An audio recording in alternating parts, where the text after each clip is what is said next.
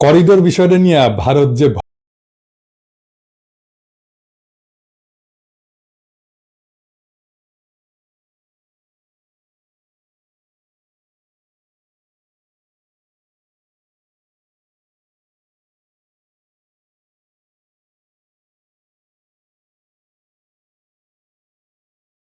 চালায়, এই জাতিগত নিধনের পেছনে উদ্দেশ্য ছিল রাখাইন রাজ্যের সিতোয়ে বন্দর থেকে শুরু কইরা উত্তর রাখাইনের বুথিডং অঞ্চল পর্যন্ত মুসলিম ধর্মাবলম্বী রোহিঙ্গাদের চিরতরে বাংলাদেশে বিতাড়িত করা, যাতে কইরা ভারতের কালাদান মাল্টি মডাল ট্রানজিট করিডোরের জন্য জায়গা খালি করা যায়। কোথাও কোনো উন্নয়ন প্রকল্প হইলে সেই প্রকল্পের আশেপাশের জায়গার দাম বাড়ে, আপনারা জানেন। অনেক জমি অধিগ্রহণ করতে হয় সরকারকে, এটাও আপনারা জানেন।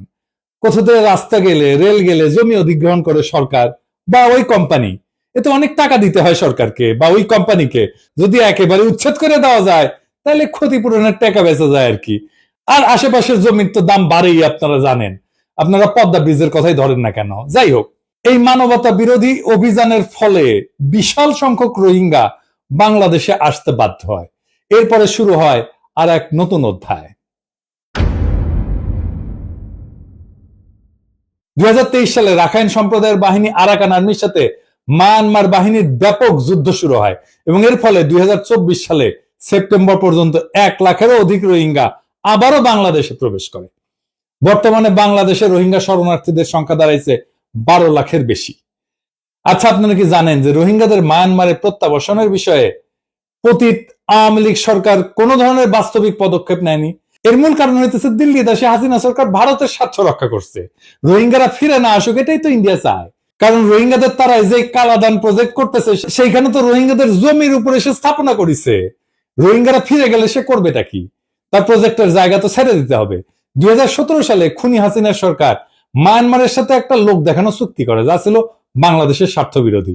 ওই চুক্তি আলোচনার টেবিলে মায়ানমারে ওই সময় নিযুক্ত বাংলাদেশের রাষ্ট্রদূত তদানীন্তন পররাষ্ট্রমন্ত্রী মাহমুদ আলীকে উদ্দেশ্য করে বলছিল যে আপনি মন্ত্রী হইতে পারেন, কিন্তু রাষ্ট্রদূত হিসেবে আমি প্লেনিপটেনশিয়ারি। দেশের স্বার্থ বিরোধী কোন ধারা থাকলে সেই চুক্তিতে স্বাক্ষর করতে দেব না, স্বাক্ষর করতে দেয়নি। এরপর কিছুটা ঘষা মাজা করলেও চুক্তির দুর্বলতা কাটানো যায়নি।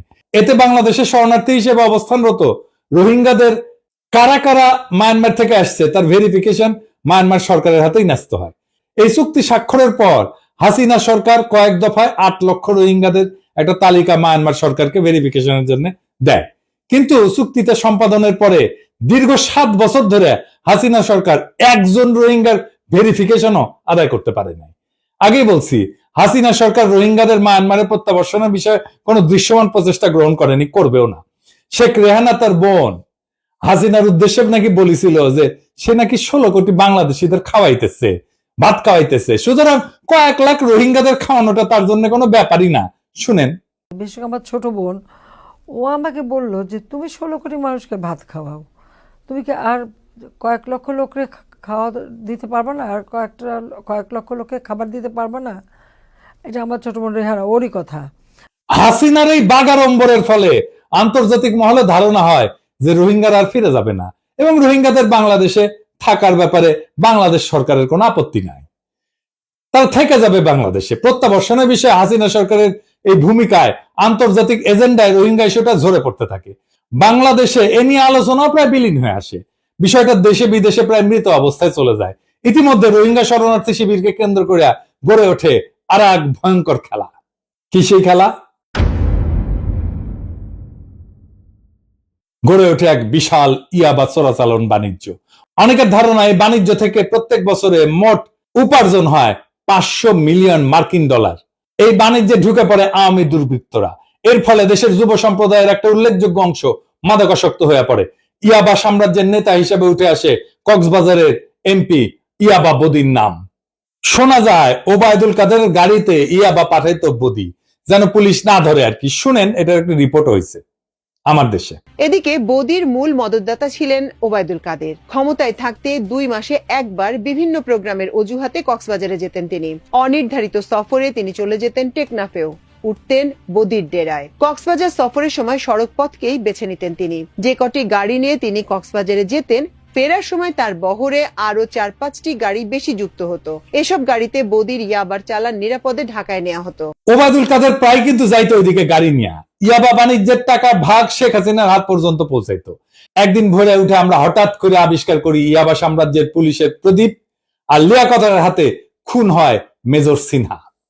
সুতরাং বুঝতেই পারতেছেন, হাসিনা ক্ষমতায় থাকলে রোহিঙ্গারা মায়ানমারে তাদের বাপদাতার ভিটায় আর কোনোদিন ফিরে যেতে পারত না। প্রফেসর ইউনূসের অন্তর্বর্তীকালীন সরকার প্রতিষ্ঠিত হওয়ার পর গত 9 মাসে রোহিঙ্গা সংক্রান্ত কার্যক্রমে মৌলিক পরিবর্তন হয়েছে। আপনারাও সেটা লক্ষ্য করছেন। কি সেটা? 3টা গুরুত্বপূর্ণ পরিবর্তন হয়েছে। প্রথমত, দায়িত্ব গ্রহণের পরপরই গত সেপ্টেম্বরে জাতিসংঘ সাধারণ অধিবেশনে রোহিঙ্গা প্রসঙ্গটি তুলে আনেন প্রফেসর ইউনূস এবং বিশ্ব সম্প্রদায়কে রোহিঙ্গা বিষয়ে একটা আন্তর্জাতিক সম্মেলন আয়োজন করার আহ্বান জানান। জাতিসংঘ এতে তাৎক্ষণিকভাবে সাড়া দেন। জাতিসংঘের সকল সদস্য সর্বসম্মতিক্রমে এ বিষয়ে একটা উচ্চ পর্যায়ের আন্তর্জাতিক সম্মেলন আয়োজনের সিদ্ধান্ত নেয়।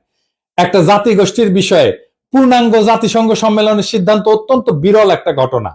প্রফেসর ইউনূসের এই একটা পদক্ষেপের কারণে গণখুনি হাসিনার হাতে চরমভাবে অবহেলিত রোহিঙ্গা ইস্যুটা এভাবেই আন্তর্জাতিক এজেন্ডার একেবারে শীর্ষ একটা স্থানে উঠে আসে। দ্বিতীয়ত যে বিষয়টা হলো, একই সাথে অন্তর্বর্তীকালীন সরকার রোহিঙ্গা সমস্যার প্রকৃত সমাধান যে রোহিঙ্গাদের মায়ানমারে প্রত্যাবর্ষণ বা রিপাট্রিয়েশন সে সম্পর্কে আন্তর্জাতিক ঐক্যমত গঠনেও সক্ষম হয়। এর একটা বড় নিদর্শন ছিল গত মার্চে জাতিসংঘ মহাসচিবের পরিষ্কার উচ্চারণ যে প্রত্যাবর্ষণেই রোহিঙ্গা সমস্যার একমাত্র সমাধান। তৃতীয় যে বিষয়টা হলো, প্রত্যাবর্ষণ যাতে বাস্তবায়িত হয় তার প্রাথমিক পদক্ষেপটাও অন্তর্বর্তীকালীন সরকার গ্রহণ করতে সক্ষম হয়েছে। গত এপ্রিল মাসে ব্যাংককে বিমস্টেক সম্মেলনের সাইডলাইনে মায়ানমার সরকার সর্বপ্রথম 1,80,000 রোহিঙ্গাদের প্রত্যাবর্ষণের যোগ্য বলে ক্লিয়ারেন্স দিছে। মায়ানমারের পররাষ্ট্রমন্ত্রী এবং বাংলাদেশের রোহিঙ্গা বিষয়ক হাই রিপ্রেজেন্টেটিভ যৌথভাবে ক্লিয়ারেন্সের সিদ্ধান্তটি জানান। একই সাথে বাকি রোহিঙ্গাদের ক্লিয়ারেন্স প্রক্রিয়াটা ত্বরান্বিত করার প্রতিশ্রুতি দিল মায়ানমার। এটা ছিল একটা অসাধারণ অর্জন। এর আগে পর্যন্ত প্রত্যাবর্ষণ ছিল একটা থিওরিটিক্যাল ব্যাপার, কাগজে কলমে। এই প্রথম একটা বাস্তব সংখ্যা আদায় করতে পারলো বাংলাদেশ, যাদেরকে মায়ানমার নিতে রাজি হইল। কেউ কেউ প্রশ্ন তুলছে, মায়ানমারের এই 1,80,000 রোহিঙ্গার ক্লিয়ারেন্স দিলেও তারা কি ফেরত যেতে পারবে? পারবে না, কারণ রাখাইন রাজ্যের 90% এখন আরাকান আর্মির অধীনে, এখন সেখানে যুদ্ধ চলতেছে। কিন্তু বিষয়টা কি একটু বুঝে দেখি। কথা সত্য, তারা এখন ফিরে যেতে পারবে না। আরাকান আর্মি রোহিঙ্গা অধ্যুষিত অঞ্চলগুলো তাদের নিয়ন্ত্রণে রাখলেও এটা আমাদের মনে রাখতে হবে যে একটা সাকসেসর অ্যাডমিনিস্ট্রেশন হিসেবে বাংলাদেশ মায়ানমারের মধ্যেকার 2017 সালের চুক্তি মানতেও তারা বাধ্য। আন্তর্জাতিক আইন তাই বলে। আরাকান আর্মিও সেটা জানে। জাতিসংঘের মহাসচিব আরাকান আর্মিকে পরিষ্কার জানাই দিচ্ছেন যে তাকে আন্তর্জাতিক আইন মেনে চলতে হবে। এ কারণে আরাকান আর্মিও বলেনি বা বলতে পারেনি যে এই 1,80,000 রোহিঙ্গা তারা ফেরত নেবে না, কারণ সেটা হবে আন্তর্জাতিক আইনের খেলাফ। যে কোনো নতুন রাষ্ট্র যখন তৈরি হয়, বিদ্রোহীরা তারা জাতিসংঘের এই বিষয়টাকে মনে রাখে, কারণ জাতিসংঘে তাকে ঢুকতে হবে এক সময়। সুতরাং আজকে হোক কালকে হোক রোহিঙ্গারা মায়ানমারে ফেরত যাবেনি। রোহিঙ্গাদের মায়ানমারে প্রত্যাবর্ষণের দরজাটা এমন ভাবে খুলে যাবে, সেটা কালাদান মাল্টি মডাল ট্রানজিট প্রকল্পের নির্মাণকারী ভারত আগে থেকে ধারণা করতে পারেনি। ওদের মাথায় বাজ ভেঙে পড়লো। কালাদান প্রজেক্টের নিরাপত্তা বিধান করার জন্য এর আশেপাশে মুসলিমদের বসতি যাতে না থাকতে পারে সেই লক্ষ্যেই জাতিগত নিধনের আয়োজন করে বাংলাদেশে ঢুকায় দেওয়া হয়েছিল 12 লাখ রোহিঙ্গাকে। তারা আবার ফিরে আসবে সেটা ভারতের পক্ষে কিছুতেই মেনে নেওয়া সম্ভব না। সুতরাং রোহিঙ্গা প্রত্যাবর্ষণের প্রক্রিয়াটা ভেস্তে দেওয়ার জন্য অপপ্রচারের উদ্দেশ্যে মাঠে নামালো সে তার এক লেসপেন্সারকে। কে সে? চন্দন নন্দী এবং তার সাঙ্গপাঙ্গরা। আমি আগের এপিসোডে বলছি যে এই চন্দন নন্দী বাংলাদেশে ভারতীয় রয়ের সাবেক কর্মকর্তার পুত্র। নর্থ ইস্ট নিউজ নামে এক প্রোপাগান্ডা পোর্টাল থেকে চন্দন নন্দী এই ডিসইনফরমেশন ক্যাম্পেইন শুরু করে। 15 এপ্রিল সে তার প্রথম প্রোপাগান্ডা পিস প্রকাশ করে, যেখানে সে বলে বাংলাদেশ নাকি মায়ানমারে আমেরিকার পক্ষে প্রক্সি যুদ্ধ করার জন্য রাখাইনে মানবিক সাহায্যের নামে একটা সামরিক করিডোর তৈরি করছে। দেখেন, রাখাইন রাজ্যের বিষয়ে আমরা এই প্রথম করিডোর শব্দটা ব্যবহৃত হতে দেখলাম। চন্দন নদী লিখলো যে টেকনাফে নাকি এই উদ্দেশ্যে একটা জায়গা নির্বাচন করে এই যুদ্ধের প্রস্তুতি নেওয়া হইতেছে। হ্যাঁ, মিস্টার নন্দী টার্গেট করলো হাই রিপ্রেজেন্টেটিভ ডক্টর খলিলকে।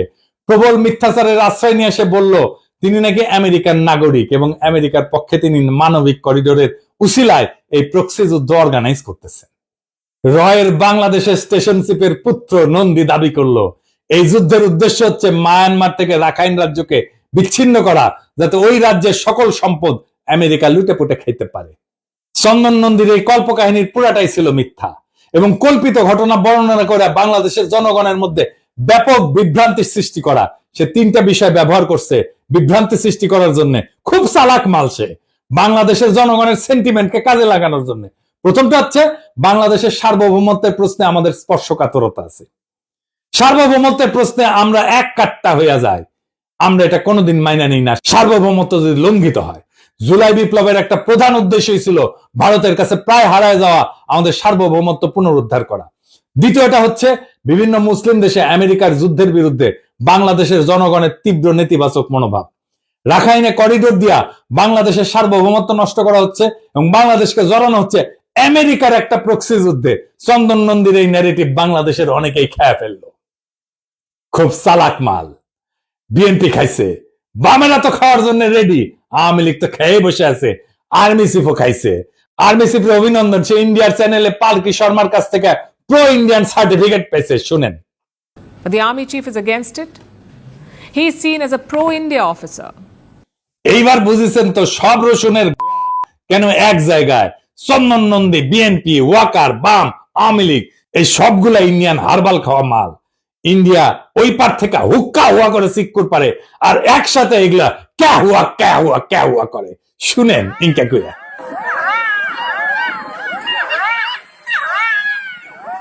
তৃতীয়ত, করিডোর বাংলাদেশে একটা সন্দেহজনক শব্দ।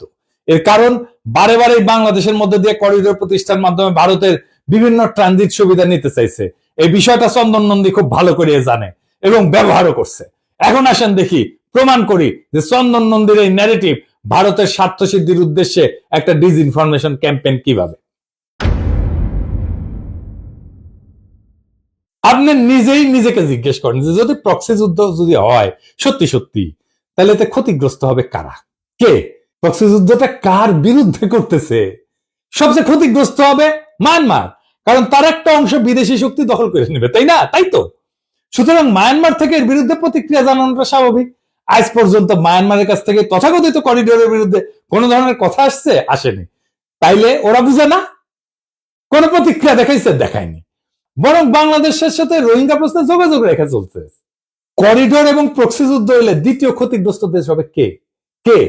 অনেক বড় দেশ একটা, চীন।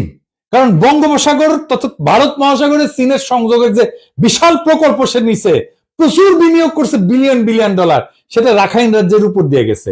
রাখাইন রাজ্য আমেরিকার দখলে গেলে চীনের সর্বনাশ হবে, কারণ ভারত মহাসাগরের সাথে তার সংযোগ থাকবে না। আপনি ম্যাপটা দেখান, এডিটর সাহেব দেখেন তো, এটা যদি এই রাজ্য যদি আমেরিকার দখলে চলে যায় তাহলে ওইখানে চীন ঢুকতে পারবে। চন্দন নন্দীর গল্পের গরু এভাবে গাছে ওঠে আর এটা অনেকে খেয়ে ফেলে। চিন্তা করেন, চন্দন নন্দীর কাহিনী যদি সত্যি হইতো তাহলে চীন চন্দন নন্দীর কথিত করিডোরের বিরুদ্ধে ক্ষুব্ধ প্রতিক্রিয়া জানাইতো না। আজ পর্যন্ত আমরা চীনের কাছ থেকে এই বিষয়ে কোনো ধরনের প্রতিক্রিয়া দেখি নাই।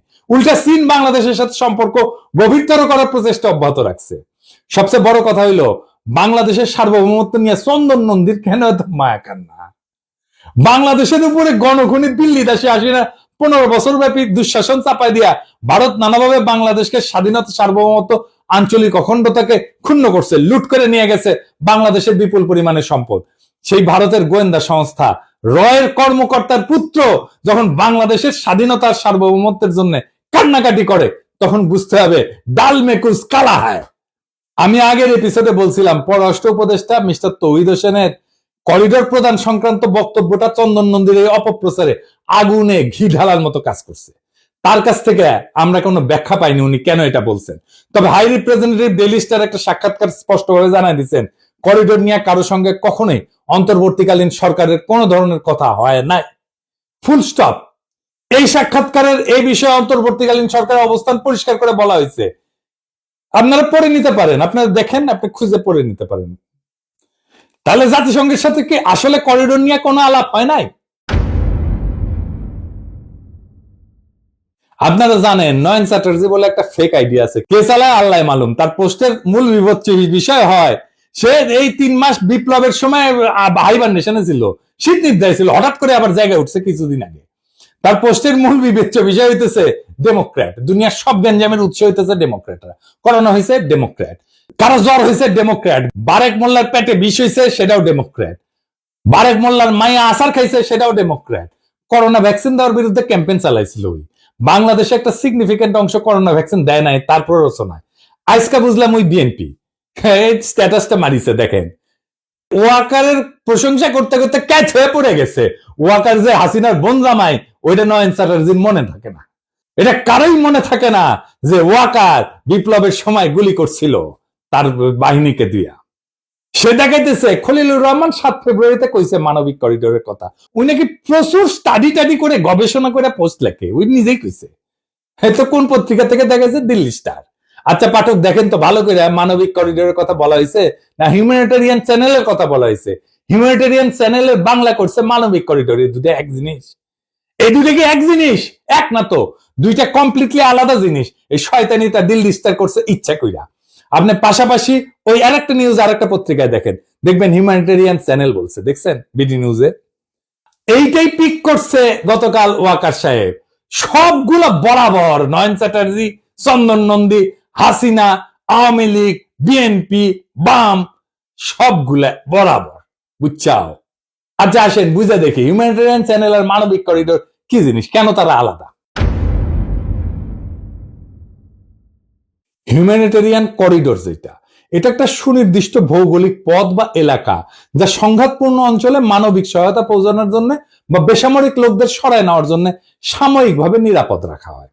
এটার মূল বৈশিষ্ট্য হচ্ছে সাধারণত যুদ্ধরত পক্ষগুলোর মধ্যে একটা সাময়িক চুক্তির মাধ্যমে স্থাপন করা হয়। তার মানে বাংলাদেশ তো যুদ্ধরত পক্ষ না, বাংলাদেশের প্রশ্নই আসে না এখানে। এই করিডোরের মাধ্যমে খাদ্য, ওষুধ, চিকিৎসা সরঞ্জাম ইত্যাদি সরবরাহ করা হয় এবং বেসামরিক লোকদেরকে নিরাপদে সরায় নেওয়া হয়। যেমন এটা সিরিয়ায় হয়েছে, ইউক্রেন হয়েছে, গাজায় হয়েছে, এই ধরনের করিডোর ব্যবহার করা হয়েছে। হিউম্যানিটেরিয়ান চ্যানেলটা কি? এটা একটা প্রশাসনিক বা আর্থিক প্রক্রিয়া, সিস্টেম। এটা কোনো ফিজিক্যাল জিনিস না যা আন্তর্জাতিক নিষেধাজ্ঞা বা অবরোধের মধ্যে মানবিক সহায়তা পৌঁছানোর জন্য নির্দিষ্ট আর্থিক লেনদেনের পথ তৈরি করে। এটা আর্থিক লেনদেন, এটা মানুষ না, অস্ত্র না, যন্ত্র না। মূল বৈশিষ্ট্য কি? এই চ্যানেলের মাধ্যমে খাদ্য, ওষুধ, চিকিৎসা সরঞ্জাম ইত্যাদি সরবরাহের জন্য আর্থিক লেনদেনের অনুমোদন দেওয়া হয় রে ভাই। কমপ্লিটলি ডিফারেন্ট জিনিস এটা। উদাহরণ হিসেবে কাতারে প্রতিষ্ঠিত হিউম্যানিটেরিয়ান চ্যানেল ইরানে মানবিক সহায়তা পৌঁছানোর জন্য ব্যবহৃত হয়েছে। আমি আর একটা বিষয় লক্ষ্য করছি, আসেন সেই বিষয়টায় আসি। বিষয়টা হইতেছে যে চন্দন নন্দী তার প্রত্যেকটা কল্পকাহিনীতে টার্গেট করছে রোহিঙ্গা বিষয়ক হাই রিপ্রেজেন্টেটিভ ডক্টর খলিলকে, যিনি এখন জাতীয় নিরাপত্তা উপদেষ্টা হিসেবে দায়িত্ব পালন করতেছেন। করিডোর শব্দটা ব্যবহার করছে পররাষ্ট্র উপদেষ্টা, ডক্টর খলিল করে নাই। কিন্তু চন্দন নন্দীর উচিত ছিল তাকেই ধরা, তাই না? কিন্তু তাকে নিয়ে সে কিছুই বলে না। সে ক্রমাগত অপপ্রচার এবং ঘৃণা ছড়াই গেছে ডক্টর খলিলের বিরুদ্ধে। আমি সবগুলো সংবাদ মাধ্যম ঘাইটে দেখলাম, আপনারা ঘাইটে দেখেন যে ডক্টর খলিল করিডোর দেওয়া নিয়ে কোথাও কিছু বলছে কিনা। তাহলে ডক্টর খলিলের অপরাধটা কি? দুইটা বড় অপরাধ করছেন। প্রথমত, রোহিঙ্গাদের প্রত্যাবর্ষণের দরজাটা তিনি খুলে দিয়েছেন, যা ভারতের হীন স্বার্থে বিরাট আঘাত আনছে। দ্বিতীয়ত, তিনি সুস্পষ্টভাবে বলছেন যে আমরা একটা স্বাধীন সার্বভৌম রাষ্ট্র, আমাদের জাতীয় প্রয়োজনে যার সাথে ইচ্ছা কথা বলবো, কে কি বললো তাতে আসে যায় না। আমরা একটা স্বাধীন পররাষ্ট্রনীতি বাস্তবায়ন করতেছি। এই কথা কি চন্দন নন্দীরা সহ্য করতে পারে না। সুতরাং আপনারা নিজেরাই বুঝে নেবেন ওরা কেন ক্রমাগত নিশানা করে তীর ছুটতেছে। আমি লিস্ট করে রাখছি কারা কারা চন্দন নন্দীর এই অপপ্রচারে সামিল হয়েছে। এরা সকলেই বাংলাদেশের শত্রু, রয়ের বিষ্ঠাভোগী চর। কিছুদিন আগে ইন্ডিয়া থেকে সপ্তাহের পর সপ্তাহ অপপ্রচার চালানো হয়েছিল যে বাংলাদেশে সংখ্যালঘুদের উপর ব্যাপকভাবে অত্যাচার চলতেছে এবং বিপুল সংখ্যক সংখ্যালঘু এতে নিহত হয়েছে। এই অপপ্রচারে ডোনাল্ড ট্রাম্প পর্যন্ত বিভ্রান্ত হয়ে একটা টুইট বার্তা দিছিলেন ইলেকশনের আগে, মনে আছে না? আজকে কিন্তু সেই প্রচারণা আর নাই। আমরা ধৈর্য ধরেছিলাম যে একদিন সত্য প্রতিষ্ঠিত হবে এবং মিথ্যা দূর হয়ে যাবে। সংখ্যালঘু নিয়ে অপপ্রচারের ভাগ্যে তাই ঘটছে, সেটা বন্ধ হয়ে গেছে। করিডোর নিয়ে অপপ্রচারের ক্ষেত্রে কিছুকালের মধ্যে এটা সকলের কাছে পরিষ্কার হবে যে পুরাটাই ছিল রয়ের সাজানো একটা ভয়াবহ মিথ্যাচার। আমাদের কেবল একটু ধৈর্য ধরে থাকতে হবে। তবে আপনারা নিশ্চিন্ত থাকতে পারেন, বাংলাদেশ যদি ভারতের কাছে আত্মসমর্পণ না করে তাহলে আগামী দিনগুলোতে এই ধরনের অপপ্রচার চলতেই থাকবে। ভারতের লাই ফ্যাক্টরি বা মিথ্যাবাদের কারখানা থেকে প্রস্তুত এই সমস্ত অপপ্রচার রোধের একমাত্র ওষুধ এগুলোকে পাত্তা না দেওয়া। দেখবেন একদিন এমনিতেই এগুলো বন্ধ হয়ে যাবে। তবে আমাকে যেটা সবচেয়ে বিস্মিত করছে তা হলো বাংলাদেশের প্রধান রাজনৈতিক দল বিএনপি এবং ওয়াকার চন্দন নন্দীর এই করিডোরের ডিসইনফরমেশনকে বিনা প্রশ্নে মেনে নিছে। ওয়াকার তার প্রতিধ্বনিও করছে। বিএনপি কেন প্রশ্ন করেনি যে আমেরিকান প্রক্সি যুদ্ধের এই দাবির বিরুদ্ধে মায়ানমার অথবা চীন কেন কিছু বলে নাই, অথচ ভারতীয়রা এই নিয়ে হইচই করতেছে? কেন প্রশ্ন করে নাই যে চন্দন নন্দীর মতো একজন সুপরিচিত রয়্যাল লোক কেন বাংলাদেশের স্বাধীনতা সার্বভৌমত্ব নিয়ে কান্নাকাটি করতেছে?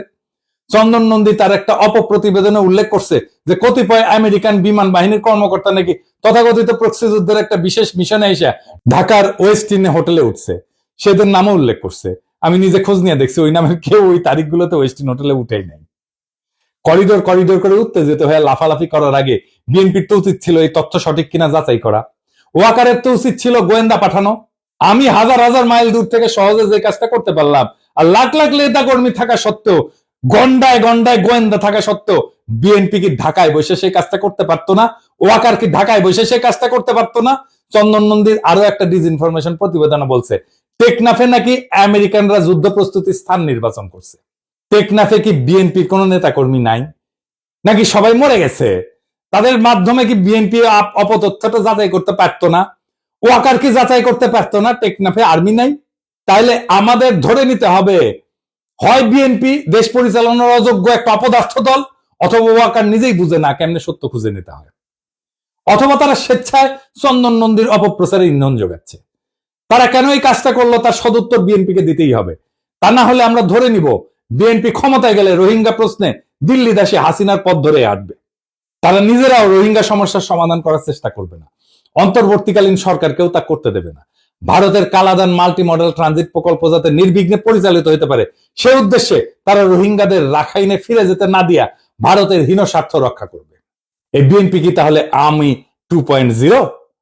আমরা আরো ধরে নেব কক্সবাজারের পুরাতন বদির বদলে বিএনপি ক্ষমতা পাইলে নতুন একজন বদিকে মাদক সম্রাট হিসাবে অধিষ্ঠিত করবে।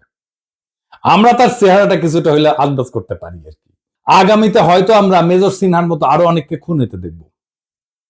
এইসব প্রশ্নের গ্রহণযোগ্য জবাব জাতির কাছে বিএনপির প্রকৃত নেতা জনাব তারেক রহমানকে দিতে হবে, কারণ তিনি নিজেই তথাকথিত করিডোর কথাটি ব্যবহার করে বস্তুত চন্দন নন্দীর অপপ্রচারকেই পুনঃপ্রচার করছেন।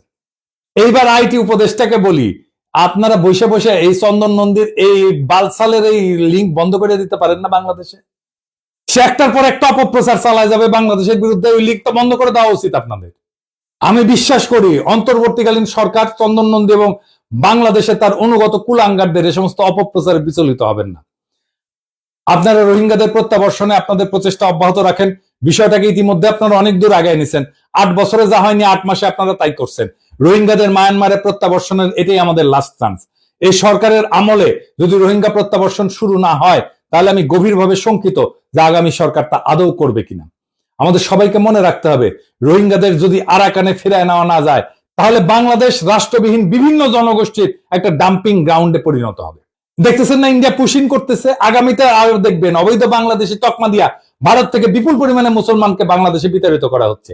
এই মুহূর্তে অবৈধ বাংলাদেশে অবৈধ করে ভারতীয় লোকজনদেরকে পুশিং করে ভারত সেই ইঙ্গিতই আমাদেরকে দিচ্ছে। এটাই হচ্ছে বাংলাদেশের বিরুদ্ধে ভারতের চূড়ান্ত লক্ষ্য। চন্দন নন্দী আর তার ভারতীয় দেশীয় অনুচরেরা এই লক্ষ্যকে আগায় নেওয়ার জন্য বাংলাদেশের বিরুদ্ধে নিরন্তর কুৎসিত অপপ্রচারে লিপ্ত হয়েছে। আমরা কোটি কোটি প্রাণ কোরবানি দেওয়া হইলেও তাদের কোনোভাবেই জিততে দেব না। ইনকিলাব জিন্দাবাদ।